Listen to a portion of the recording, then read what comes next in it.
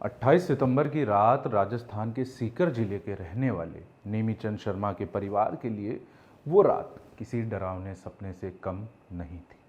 उनका 5 साल का पोता नित्यांश बीमार था।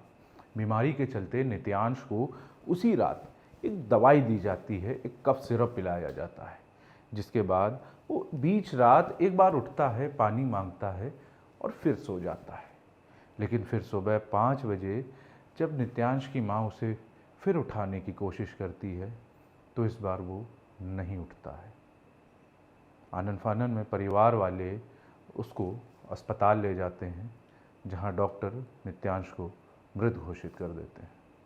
ऐसी ही एक और घटना सामने आती है राजस्थान के ही भरतपुर जिले से, जहां एक परिवार के कुछ बच्चे बीमार पड़ते हैं, जिसके बाद उन्हें वही कफ सिरप दिया जाता है, जिसके बाद उन बच्चों की तबीयत और बिगड़ जाती है और बदतर होती चली जाती है। इसी के चलते 2 साल के सम्राट जाटव अपना दम तोड़ देते हैं और बाकी बच्चे इतनी बुरी तरह बीमार पड़ते हैं कि उनकी हालत नाजुक हो जाती है और अस्पताल ले जा उनका इलाज करवाना पड़ता है। अब राजस्थान के इन दोनों जिलों में हुई घटना में एक चीज़ कॉमन थी, एक दवा, एक कफ सिरप, डेक्स्ट्रोमेटॉर्फेन हाइड्रोब्रोमाइड, जिसे दोनों ही मामलों में पीड़ितों और मृतकों ने कंज्यूम किया था, उसे पिया था। इतना ही नहीं, ऐसे ही मामले में सफाई देते हुए डॉक्टर जिन्होंने ये दवाई एक जो पेशेंट था उन्हें प्रिस्क्राइब करी थी, जब उन्होंने खुद वो दवा पी तो वो भी अपनी गाड़ी में बेहोश मिले। ऐसे कई और मामले सामने आए हैं, जिसके बाद सरकार ने इस दवा को जांच के लिए लैब में भेजा है। घटना पर कई तरह के सवाल उठाए जा रहे हैं। क्या है पूरा मामला, जानेंगे इस वीडियो में। नमस्कार, मेरा नाम है आर्यन मिश्रा और आप देख रहे हैं द रेड माइक। शुरुआत में हमने आपसे राजस्थान के 2 अलग जिलों में हुई घटनाओं का जिक्र किया, लेकिन बात सिर्फ इन 2 घटनाओं तक सीमित नहीं रही। राजस्थान के अलग अलग जिलों में इस दवा के कंजप्शन के बाद 8 और बच्चों के बीमार होने की बात सामने आई।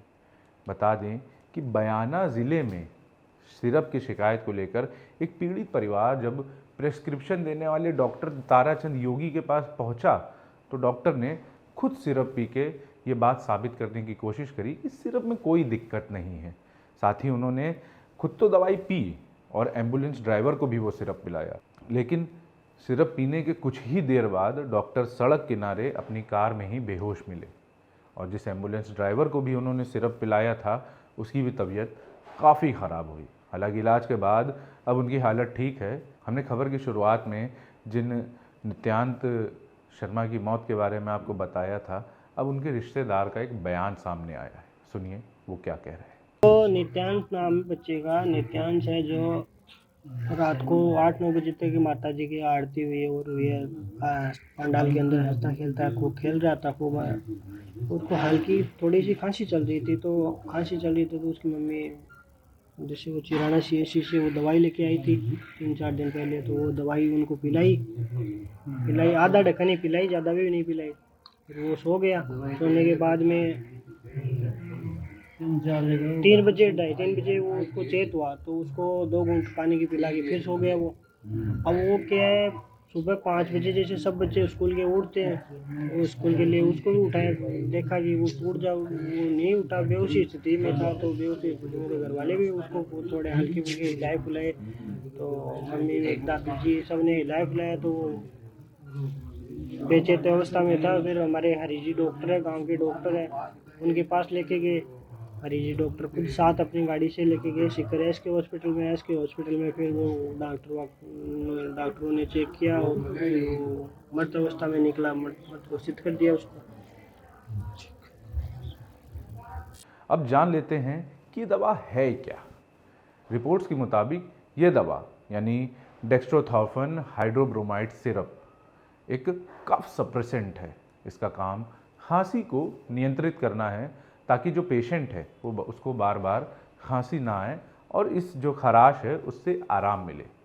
आमतौर पर यह सिरप उन पेशेंट्स को दिया जाता है जिन्हें सूखी खांसी यानी ऐसी खांसी जिसमें बलगम नहीं आता है, उनसे पीड़ित होते हैं। लेकिन ये दवा छोटे बच्चों में थोड़ी सावधानी से दी जाती है, इसके लिए थोड़ा एहतियात बरतना पड़ता है। ज़रा सा भी ओवरडोज या गलत मिलावट जानलेवा साबित हो सकती है। अगर बच्चा पहले से ही सांस की तकलीफ या फिर नींद की समस्या से जूझ रहा है तो यह दवा और घातक साबित हो सकती है। कई बार अगर दवा की गुणवत्ता में यानी क्वालिटी में गड़बड़ी या मिलावट हो जाए तो इसके परिणाम गंभीर हो सकते हैं।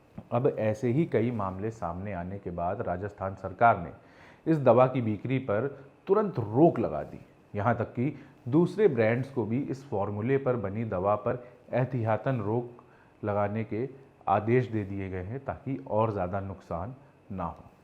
सरकार ने स्वास्थ्य विभाग की 3 सदस्य की एक टीम बनाई है जो मामले की जांच कर पता लगाएगी कि दिक्कत हुई कहाँ थी। दवा के सैंपल को लैब टेस्टिंग के लिए भेज दिया गया है। मामले पर स्वास्थ्य सचिव गायत्री राठौड़ ने बताया कि साल 2017 से अब तक सरकारी अस्पतालों में इस दवा की लगभग 1.3 लाख बोतलें पेशेंट्स को दी जा चुकी हैं और कभी इस तरह की घटना सामने नहीं आई थी। इसलिए संभावना है कि ये समस्या किसी एक खास बैच में हुई है। मामले को लेकर सरकारी अधिकारी क्या कह रहे हैं, सुनिए। प्रारंभिक रूप से तो ये जो दवा है ये 4 साल से कम उम्र के बच्चों को नहीं दी जानी चाहिए और जो साइड इफ़ेक्ट्स आ रहे हैं जो इस दवा के हैं वे प्रारंभिक रूप से बच्चों में देखने में आए हैं, जो कि डिजीनेस, ड्राउजीनेस, ब्रीथलेसनेस इस तरह के हैं, हेलुसिनेशंस। तो ये उसके प्रारंभिक रूप से उसके साइड इफ़ेक्ट नज़र आ रहे हैं।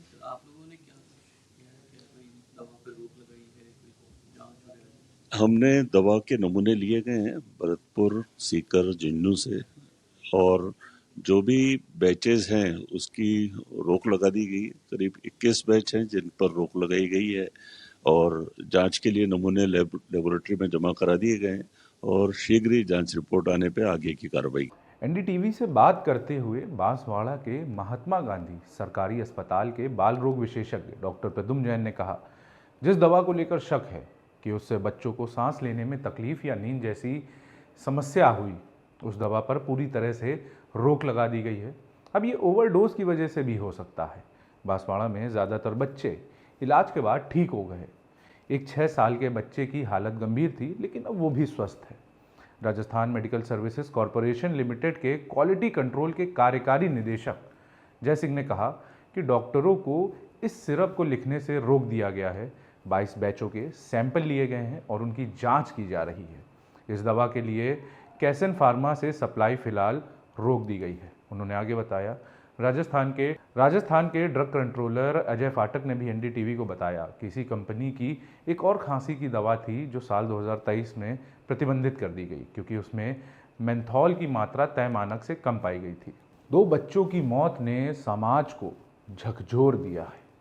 माता पिता भरोसा नहीं कर पा रहे हैं कि सरकारी अस्पतालों से मिली दवा भी सुरक्षित है या नहीं। परिवारों का दुख शब्दों में नहीं बयां किया जा सकता। एक साधारण खांसी की दवा जिसे आराम देना था वही मौत का कारण बन गई। ऐसे में सवाल तो उठता है और सवाल उठना लाजमी भी है, क्या बैच की क्वालिटी टेस्टिंग हुई थी या नहीं?